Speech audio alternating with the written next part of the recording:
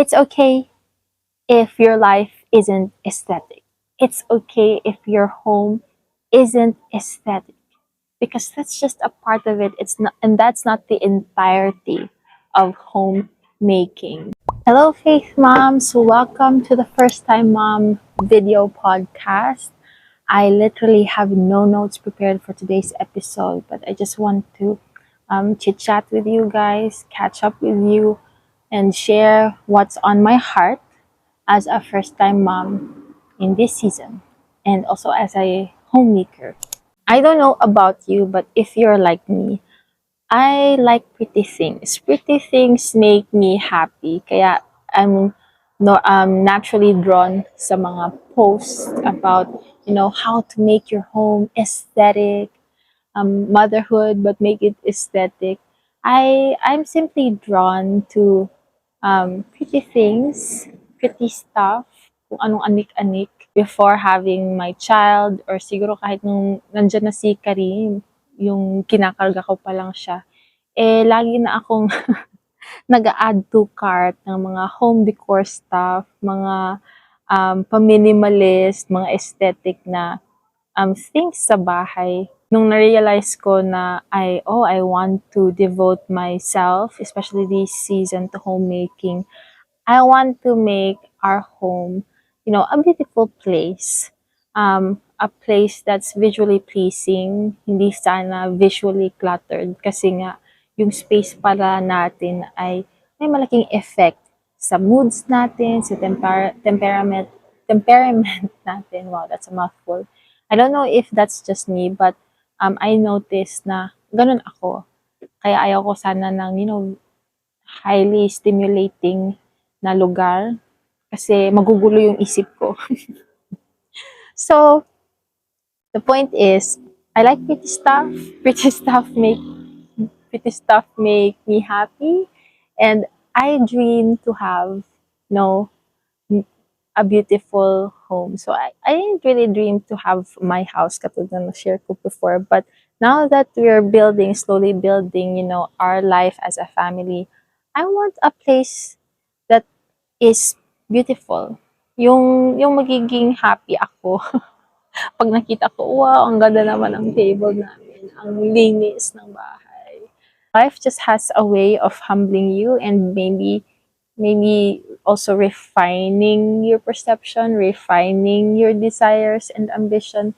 Kasi ngayon na malaki na yung anak ko, well, hindi pa naman malaking-malaki, mga 1-year-old pa lang naman siya, 15 months old. Mas malaki na siya compared nung newborn na kinakarga pa.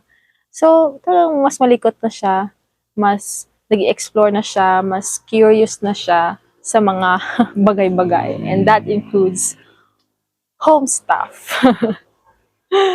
So, lately, yun yung pinag-aaralan ko to how to keep my peace and my sanity over relatively small things. Katulad nung sinasabi ko na yung anak ko is very curious. So, he likes to explore how things sound by dropping them on the floor. Siguro curious siya, ano kayang sound ng kaldero kapag tinapon ko siya sa floor? Ano kayang sound ng bowl kapag tinapon ko sa floor? And I noticed na more often I'm triggered by those things kasi nga I have this picture, this idea, this concept in my head of how I like my place to look like, right?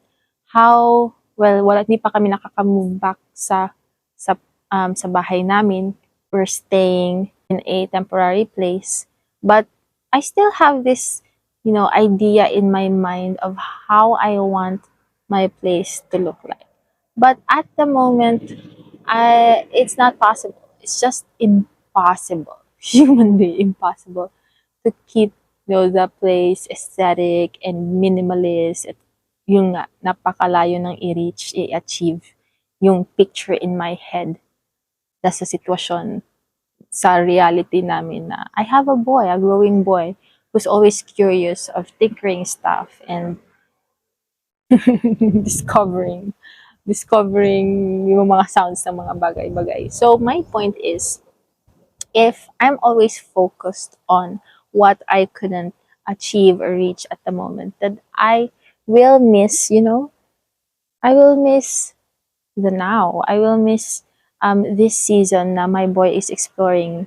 I hope I'm making sense, but yun yung mga realizations ko na the home isn't necessarily the place, just the place. No, it's just a part of it.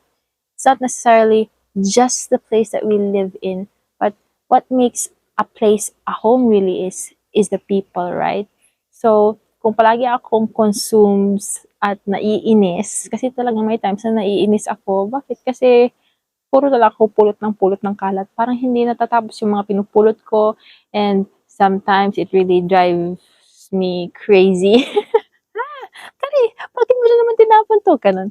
And sometimes I catch myself, hey, hold on. Is it really that big enough for me to react like this? Is it really necessary for these little things na normal things ng part ng childhood that it will be really messy?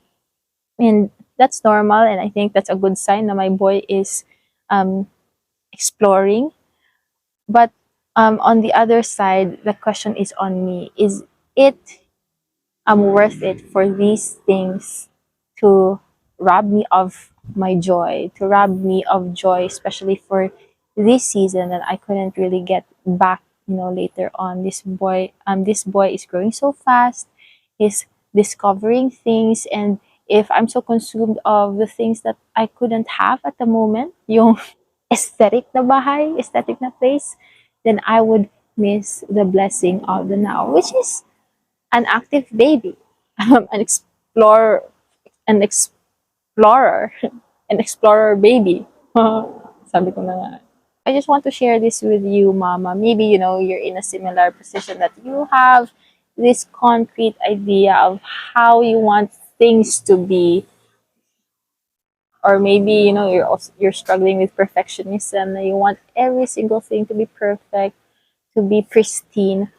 But as a homemaker, I'm learning that that's why I'm a homemaker. I'm not just a housekeeper, because I'm making a home out of where we are, out of the season that we're in, and firstly, out of the relationships that we have as a family.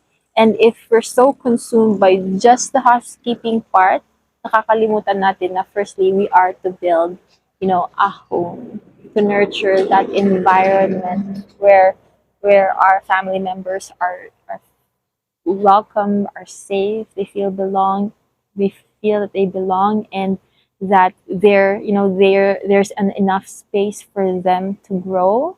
In my case, as a baby boy mom, and that's a part of growing up, growing for my child.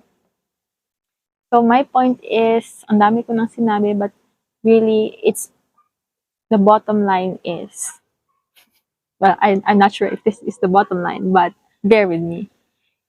It's okay if your life isn't aesthetic. It's okay if your home isn't aesthetic, because that's just a part of it. It's not, and that's not the entirety of homemaking. I know, and I hope someday when my boy is big enough to understand kung hanggang saan lang yung limitations niya, naguluhin, kung may sarili na siyang kwarto later on, I could achieve somehow yung mga ideas ko, yung mga wishes ko din of this and that. But this is the moment, this is the season, and it's okay if I don't have that right now, that aesthetic home that I'm wishing to have. More than the house, ang pinaka-importante is the home. So if I'm always angry, kung lagi akong galit kasi lagi akong naghahabol ng bata, nagliligpit after him, then that would really rob me of the essence of homemaking. Slowly but surely, I know that I have to teach my boy kung paano magligpit, paano gawin to, paano ano yung mga limitations and boundaries, and that will take time. Well, he's only 1 year old, So that will really take a lot of time. So on my part, I have to understand our reality. I have to embrace it even.